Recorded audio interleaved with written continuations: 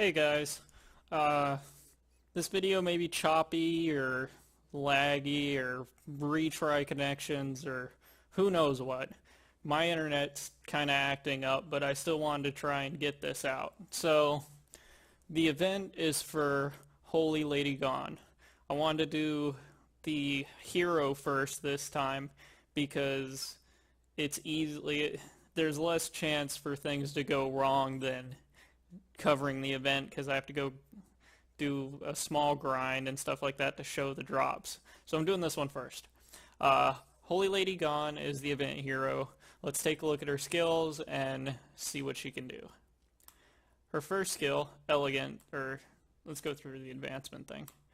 So her first skill is Elegance. Attack an enemy target has 50% chance to reduce the attack gauge of enemy by 40%.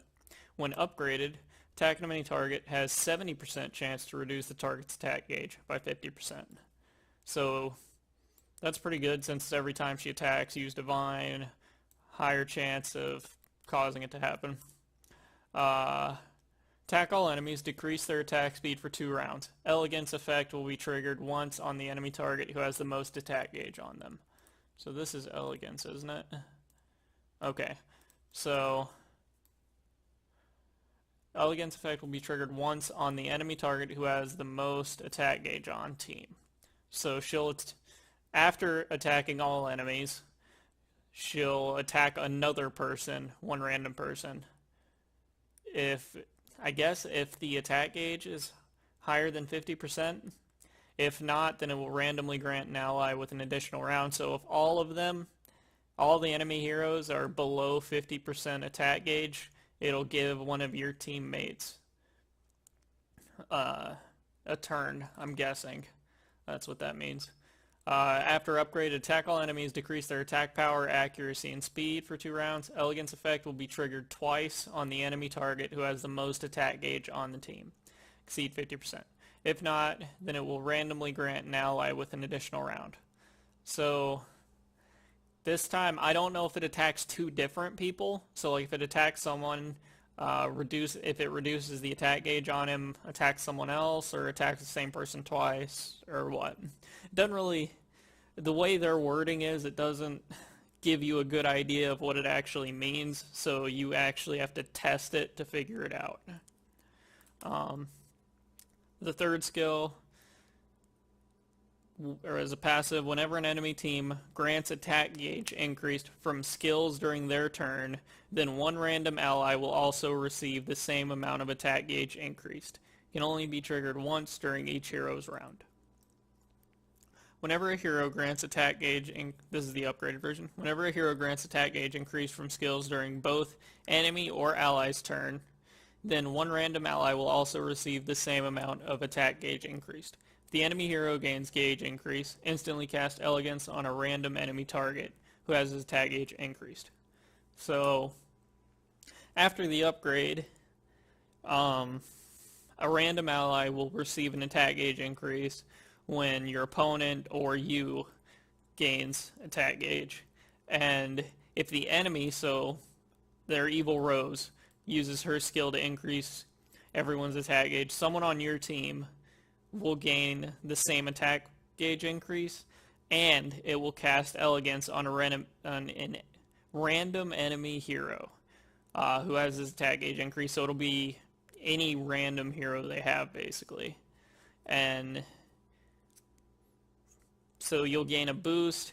If you're running speed restrict or they're running speed restrict, your hero is going to move next due to the order of how it works. It's odd.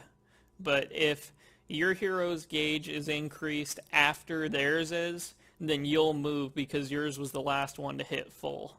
It's weird how that works, but that's the way it does. It can only be triggered once, so each turn it can only hit once.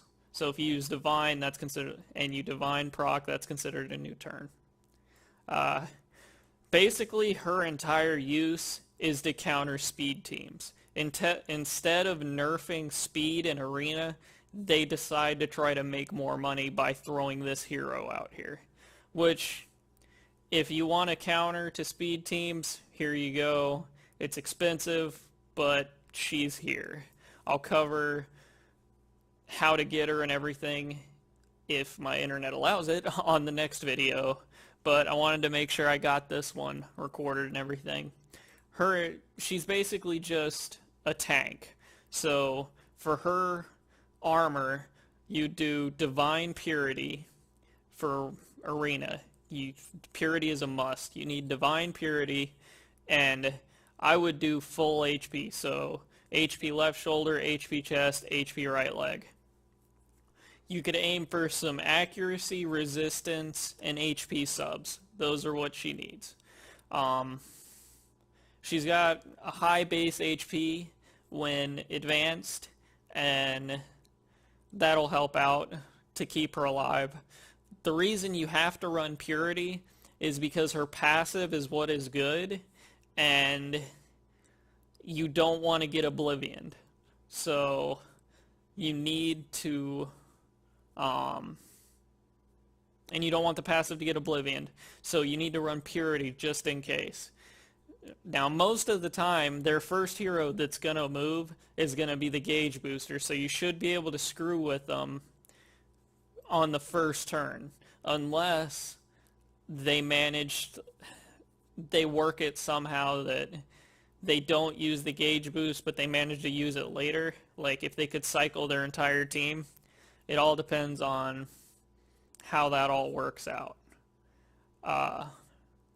So it's kind of an odd situation to counter her, because you're going to be running a speed team anyways if you're using Dong Zhuo. So it'll be interesting to see how she changes the arena, if at all, because I don't know. I don't know how. I'm not getting her, so I'm not going to be able to test and show you guys, but just based on her skills, she's going to be really useful against speed teams. But it's hard to say how big of an impact she'll actually have. I guess it depends on how her skills work with other skills and things like that, and how the gauge increases happen for who is going to be moving next after the gauge booster moves. So it'll be interesting to see. We'll just have to wait for the people that actually get her and watch some replays to see how she works with other heroes. I hope I helped you out a little bit. Thanks for watching. See you in the next video.